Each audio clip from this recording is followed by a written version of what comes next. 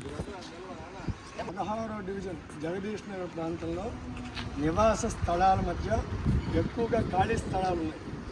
వీటిల్లో చిల్ల చెట్లు, పాములు, పందులు, అలాగే మంటకప్పలు, ఎండ్రకాయలు ఇటువంటివన్నీ కూడా అనేక ప్రాణాంతకమైనవి. పాములు అయితే వెనకింత 5 పాములు చంపారు. గుళ్ళల్లోకి వస్తున్నాయి, దేవస్థానం ఇళ్లల్లోకి వచ్చేస్తున్నాయి పాములు, దొంగల బెడద. అట్లాగే చెట్లు మరుకుండేటప్పటికి మందు తాగేటువంటి వాళ్ళు పొద్దుపోయి ఆల్కహాల్ మందు తీసుకునే వాళ్ళు అనేక రకాల ఆడవాళ్లే ఉంటారు ఇళ్లలో. మగవాళ్ళు బయట వ్యాపారం ఉద్యోగం అంటూ భయపడుతూ ఇటువంటి అనేక రకాల సమస్యలు ఉన్నాయి ఇక్కడ.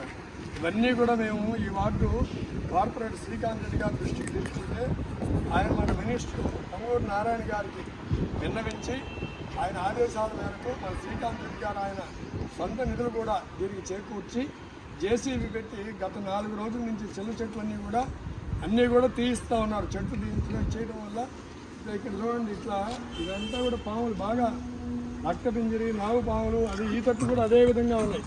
వీటిల్లో అయితే నాలుగు పాములు ఉన్నాయి ఈ ప్రహరీ లోపల కాంపౌండ్ వాళ్ళు.